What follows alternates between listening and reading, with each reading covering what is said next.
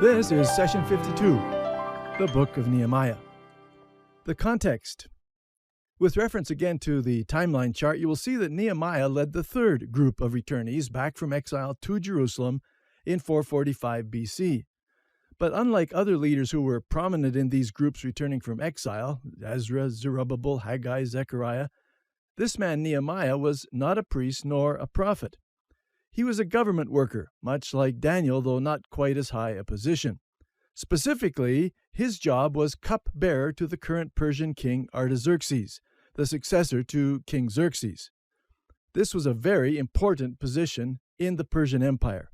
It wasn't just that he brought the wine for the king to drink with his meals. He had to taste the wine before giving it to the king so that the king would be protected from the favorite method of assassination in those days, poison in the wine. If the cupbearer fell over dead, then, of course, the king knew the wine was poisoned. This role, then, was a very dangerous one. But it also meant that the cupbearer was very close to the king, trusted by him, and having the king's confidence. Nehemiah was therefore a very influential person in the Persian court. Ezra's focus had been the restoration of worship in the new temple, as you may recall. Esther's story highlighted God's preservation of the people of God. And Nehemiah's role would be reconstruction, specifically of the walls and gates of the city of Jerusalem, but also a spiritual reconstruction, if you will, of the people themselves, reconstruction and reinstruction. Secondly, the wall. A small group of Jews had come from Judah to see Nehemiah in the Persian city of Shushan. They reported that the people back home were in great distress and reproach, and that the wall of Jerusalem is also broken down. This news broke Nehemiah's heart. Even though he personally was certainly comfortable in his high-ranking job in the opulent, prosperous capital city of the empire, the news about Jerusalem and God's people deeply affected him. He wept, he mourned, he fasted, he prayed.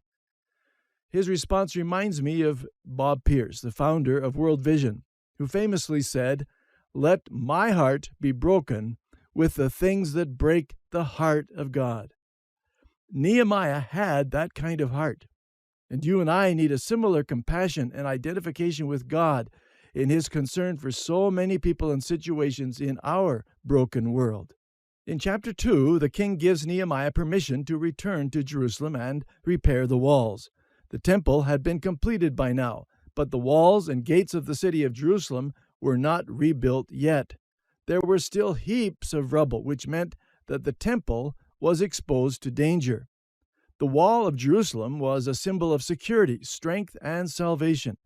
Isaiah chapter 60, verse 18 says, "You shall call your walls salvation, and your gates praise." But these have been broken down, and the result is that the people are in difficulty and disgrace. In our personal lives, the wall of standards and behaviors separate us from the corrupting values of the world and protect our temple, our spiritual lives. This wall can be eroded slowly, stone by stone, through a rebellious attitude, selfishness, immorality, no time for God, or a lack of discipline. Proverbs 25:28 tells us, "Like a city whose walls are broken down is a man who lacks self-control." When the wall of Jerusalem was down, the temple was in danger. When walls are down, precious things are always in danger. Part 3, Nehemiah, the man. The characteristics of this man are quite interesting. In one sense, he is an ordinary citizen. He's not a prophet, priest, or king. However, when you examine him further, you will discover that he was an extraordinary person indeed. Wonderful skills, sharp mind, strong leadership abilities. He has an unusual mix of traits. As someone said, he's intensely spiritual, perfectly natural, but thoroughly practical. As you read his story, you will find that he seems to have a habit of what might be called instant prayers. These have great appeal for people in our modern age with our short attention spans and need for instant results. For example, in chapter 2, verse 2, he goes into the presence of the king, and there follows a quick back-and-forth conversation for the next 6 verses. The king said to me, I said to the king said, I said. And in the midst of this dialogue, we read in verse 4b, so I prayed to the God of heaven. It's like he sent an immediate text message to the Lord, help! We see this kind of rapid prayer again in chapter 4, verse 4, chapter 6, verse 9, chapter 13, verse 14, 22, and 29. And perhaps we might be tempted to think this is a great model for a prayer life. Just pepper our days with such tweet-length appeals to God. But this is not the full picture of Nehemiah's prayer life. Most of chapter 1 is the substance of a prayer which Nehemiah prayed over many months, along with fasting.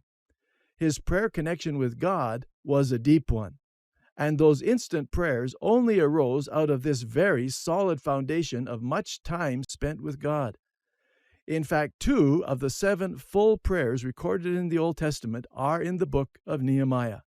He had God's ear because he was a man of great spirituality. He was also a man who was able to blend the spiritual and the practical in wonderful ways. Chapter 4, verse 9 is an example.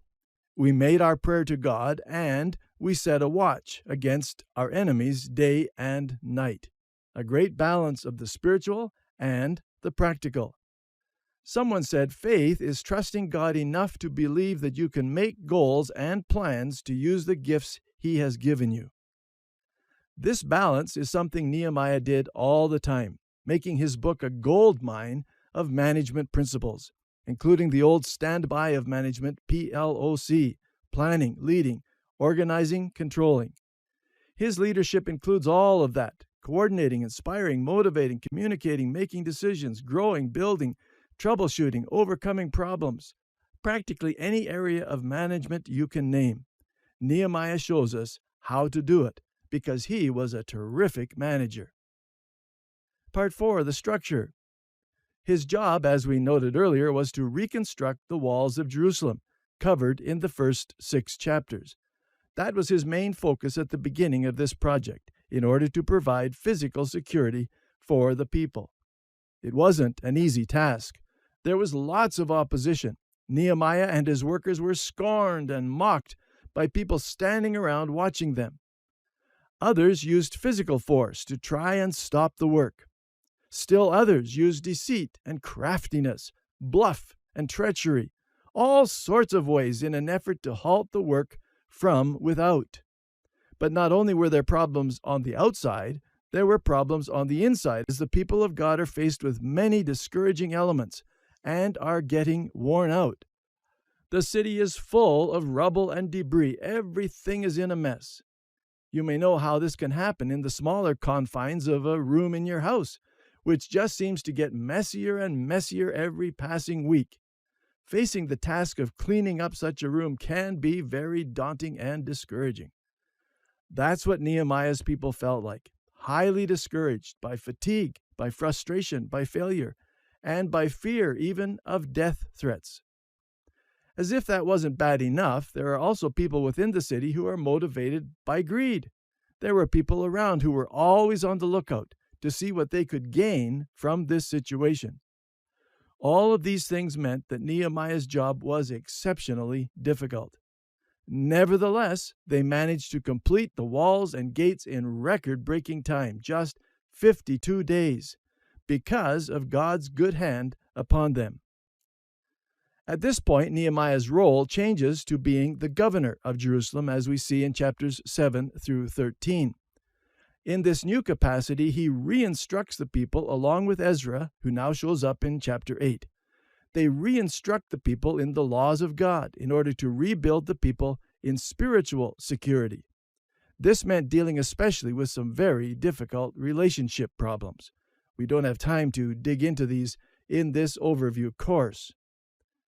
Application. Nehemiah's book is illustrative and instructive of various areas of the Christian life, such things as service and working for God and spiritual restoration. How do you build back again walls that have been broken down which endanger spiritual temples, spiritual life? How do you rebuild those protective areas of life?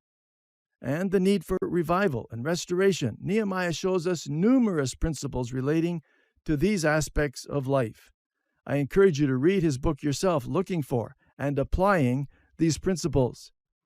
In his life and leadership, Nehemiah was a godly man who knew how to pray and how to plan.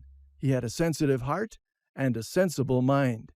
He faced tests of conviction, of character, and of courage, and came shining through because he feared nothing but God, hated nothing but sin, knew his priorities, stood on his principles, and knelt often in his prayers. His book points us to God's restorative grace. Karen Maines talked about this kind of grace when she wrote, "Nature shouts of this beginning again God, this God who can make all our failures regenerative, the one who is God of risings again, who never tires of fresh starts, nativities, renaissances in persons or in culture. God is a God of starting over, of Genesis and regenesis.